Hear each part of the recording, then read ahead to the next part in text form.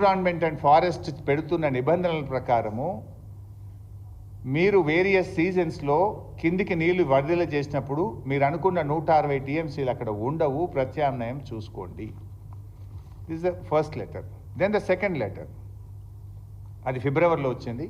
Then March, ఇది 4 March 2015 రెండవ నెల, అంటే అది ఫిబ్రవరిలో ఆ లెటర్ రాసిండ్రు, మార్చ్లో ఈ లెటర్ వచ్చింది. ఇది కూడా ఎవరు? Central water commission, project appraisals directorate. ఇందులో చాలా స్పష్టంగా మొత్తం డీటెయిల్డ్గా గోదావరి సిరీస్ అంతా కూడా స్టడీ చేస్తూ నీటి లభ్యతను అన్నీ కూడా చూస్తూ చాలా స్పష్టంగా చెప్పారు. ఇందులో paragraph number 12, I'm reading paragraph number 12. As evident from detailed water availability studies carried out by project authorities and this office in last few years, the net water availability at the barrage location is about 165 TMC at 75% dependability, which includes perceived surpluses from the share of upper riparian states. Assuming the utilization of upper riparian states limited to 75% availability, that means 63 TMC, it is seen from the master plans of upper states that the planned utilizations are more than 75% availability as indicated below. అక్కడ 165 టీఎంసీల నీళ్లు ఉన్నాయి, కానీ మన ఎగువన ఉన్న రాష్ట్రాలు ఇంకొక 63 టీఎంసీలు నీళ్లు వాడుకునే హక్కు కలిగి ఉన్నాయి. ఆ 63 టీఎంసీలు ఆ రాష్ట్రాలు కానీ వాడుకుంటే మనకు ఆ నీటి లభ్యత ఉండదు అని చెప్పారు. అదే నేను చదువుతాను. As such the availability of surpluses from upper riparian states as estimated at barrage site may not be reliably available in future. May not be reliably available in future.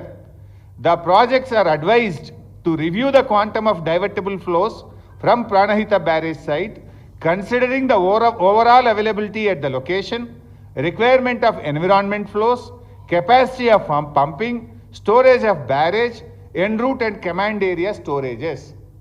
Environment laws చూసుకుంటే మొదటి లెటర్లో నీళ్లు ఉండవు. పైన ఉన్న ఎగువనున్న రాష్ట్రాలు 63 టీఎంసీలు వాడుకుంటే మనం 160 ఏమవుతుంది? 102 టీఎంసీలే అందుబాటులో ఉంటాయి.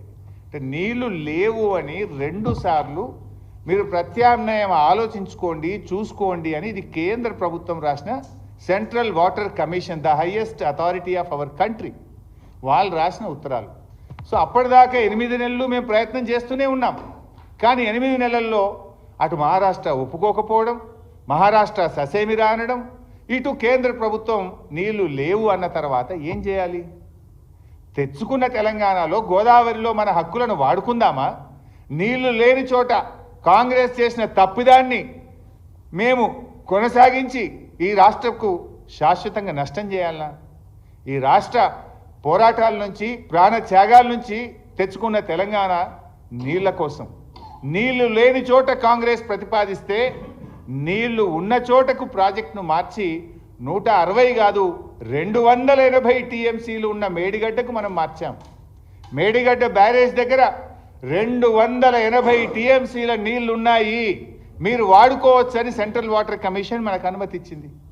మీరు ప్రతిపాదించిన చోట 160 లేదు, మహాప్రభు చూసుకోండి ఇక్కడ నీళ్లు లేవని ఒక్క ఉత్తరం కాదు 2 ఉత్తరాలు రాసింది సెంట్రల్ వాటర్ కమిషన్. ప్రత్యామ్నాయం కూడా మేం చేయలే, కేంద్ర ప్రభుత్వ సంస్థ వ్యాప్కోస్కి ఇచ్చాం. మాకు ఇట్లా పరిస్థితి వచ్చింది, ఎక్కడ నీళ్లున్నాయి, ఎక్కడ పెట్టాలి అని అడిగితే కేంద్ర ప్రభుత్వ సంస్థ వ్యాప్కోస్ మేడిగడ్డ దగ్గర కట్టండి అని చెప్తే ఆ మేడిగడ్డ దగ్గర ప్రతిపాదించాం. దాని ద్వారా 280 టీఎంసీల నీళ్లు తీసుకోవడానికి సెంట్రల్ వాటర్ కమిషన్ మాకు అనుమతించింది. ఇది వాస్తవం. దీన్ని తప్పుదో పట్టిస్తారు ఉత్తమ్ గారు. ఇకపోతే ఒక ప్రాజెక్ట్ కాస్ట్ పెరిగిందంటాడు. అయ్యా మీరు పెట్టినప్పుడు 16 టీఎంసీలు పెట్టినరు. నీటి నిర్వహణ సామర్థ్యం మొత్తం ప్రాణహిత చేవెలలో ఇంక్లూడింగ్ తమ్మిడిహట్టి 5 కలిపితే 16. బీఆర్ఎస్ దాన్ని 141 టీఎంసీలకు పెంచింది. 141 టీఎంసీల సామర్థ్యంతో రిజర్వాయర్లు కట్టాలంటే ప్రాజెక్ట్ కాస్ట్ పెరగదా? ఆయకట్టు రెండంతలైంది. మీరు 16 లక్షలు పెడితే మేము 36 లక్షలకు తీసుకుపోయినాం ఆయకట్టును. ఆయకట్టు రెండంతలు పెరిగింది. నీటి నిర్వహణ సామర్థ్యం 16 నుంచి 141 టీఎంసీలకు పెరిగింది. నీళ్లు తెచ్చే సామర్థ్యం 2 టీఎంసీకి పెంచాం. మీది 1.8 ఉండే ఆ రోజు. ఇట్లా తెలంగాణ భవిష్యత్ అవసరాలను, త్రాగునీటి అవసరాలను, సాగునీటి అవసరాలను, పారిశ్రామిక అవసరాలను దృష్టిలో పెట్టుకొని మేము 100 ఏళ్లను ముందు పెట్టుకొని ఈ ప్రాజెక్టును మార్చాం. మీరు పెరిగింది అంటున్నావు. నేను అడుగుతా ఉత్తమ్ను, 2007లో ఇదే ప్రాణహిత చేవెళ్ళ 17,800 కోట్ల కడతామని ఇచ్చింది జీవో నంబర్ 124/2007 17,800 కోట్లు. ఒక్క ఏడాదినే జీవో నంబర్ 238 17/12 డిసెంబర్ 2008 38,500 కోట్లకు పెంచారు. ఎంత పెరిగింది ఆయకట్టు? కిందనేమో 12 లక్షలు, ఇళ్ళనేమో 16 లక్షలు. 4 లక్షల ఎకరాల ఆయకట్టు పెరిగితే 17,000 38,000 కోట్లకు పెరిగింది. మరి 16 లక్షలకెళ్ళి మేము 38 లక్షలకు తీసుకుపోయినాం. మరి ఆ మాత్రం ప్రాజెక్ట్ కాస్ట్ పెరగదా? ఇది 38. కాంగ్రెస్ ప్రభుత్వం ఉన్నప్పుడే సిడబ్ల్యూసికి 40,000 కోట్లతో పంపింది వీళ్ళు. So 17,000 to 40,000 crores you have increased. But in your DPR, the reservoir's capacity is only 16 TMC, whereas we constructed 141 TMC. And మీరు 16 లక్షల ఆయకట్టు ఉంటే మా హయాంలో ఆయకట్టు 38 లక్షలకు పెంచాం. అసలు ఎంత తేడా ఉంది? అండ్ ఇంకోటి, మీరు ఆ రోజు భూసేకరణకు ఎకరానికి 2 లక్షలు పెట్టారు. మేము ఎకరానికి 8 నుంచి 11 లక్షల రూపాయలు ఇచ్చాం. మరి భూసేకరణ పెరగదా? సో ఈ రకంగా ఇంకా చాలా డీటెయిల్స్ ఉన్నాయి. ఇంకైనా పెద్ద నీతులు చెప్తుండు ఉత్తమ్ కుమార్ రెడ్డి. ఏమని?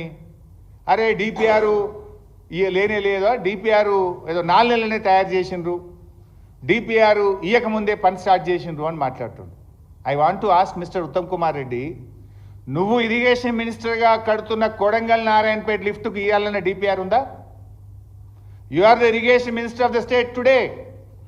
నువ్వు కొడంగల్ నారాయణపేట లిఫ్ట్కు టెండర్లు పిలిచినావు, టెండర్లు పిలిచి పనులు స్టార్ట్ చేసినావు. కొడంగల్ నారాయణపేటకు డిపిఆర్ ఉందా? సిడబ్ల్యూసికి డిపిఆర్ సబ్మిట్ చేసిండ్రా? సెంట్రల్ వాటర్ కమిషన్ అనుమతి ఉందా? ఎన్విరాన్మెంట్ క్లియరెన్స్ అనుమతి ఉందా? లేకుండా ఎట్లా కడుతున్నావు? నేను ఉత్తగా మాట్లాడతలేను.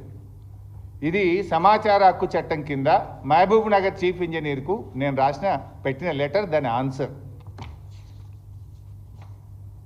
Please provide the latest estimation and copy of the DPR. ఇది నా క్వశ్చన్.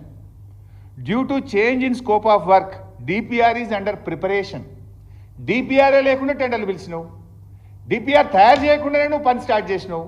ఇవాళ నువ్వు మమ్మల్ని ఏమో డిపిఆర్ 1 నెల లేట్ సబ్మిట్ చేసిన అంటున్నావు. అసలు నువ్వు డిపిఆర్ తయారే చేయలే. తయారు చేయకుండానే పని ఎట్లా స్టార్ట్ చేసినావు మిస్టర్ ఉత్తమ్ కుమార్ రెడ్డి? అంటే నీకో నీతి మాకో నీత? ఇది నేను ఉత్తగా చెప్తలేను. This is the reply given by chief engineer Mahbubnagar for my question. What is the answer mister Uttam Kumar Reddy? ఇంకా చాలా ఉన్నాయి ఇలా. ప్రాణహిత చేవెళ్ళ 2007లో టెండర్ పిలిచిండ్రు. మీరెప్పుడు డిపిఆర్ ఇచ్చారు సిడబ్ల్యూసికి? 2007లో ఉత్తమ్ కుమార్ రెడ్డి గారు మీరు కాంగ్రెస్ ఎమ్మెల్యేగా ఉన్నారు, తర్వాత మంత్రిగా ఉన్నారు. 2007లో ప్రాణహిత చేవెళ్లకు టెండర్లు పిలిచి పనులు ప్రారంభించి 1000 కోట్లు మొబిలైజేషన్ అడ్వాన్స్ ఇచ్చి ప్రజాధనం వృధా చేసి 2010లో డిపిఆర్ సబ్మిట్ చేసిండ్రు. టెండర్లు పిలిచింది 2007, పనులు స్టార్ట్ చేసింది 2007, 1000 కోట్లు మొబిలైజేషన్ అడ్వాన్స్ ఇచ్చింది 2007-8లో, డిపిఆర్ సిడబ్ల్యూసికి ఇచ్చింది 2010. సిగ్గు లేకుండా ఏ ముఖం పెట్టుకొని మాట్లాడుతున్నావు మిస్టర్ ఉత్తమ్? ఈపు చూసుకో, నీ ఈపు చూసుకో ఫస్ట్. ఇష్టం ఉన్నట్టు మాట్లాడు కాదు, ముందు నీ ఈపు నువ్వు చూసుకొని నువ్వు చక్కగా ఉంటే మాట్లాడు ఫస్ట్.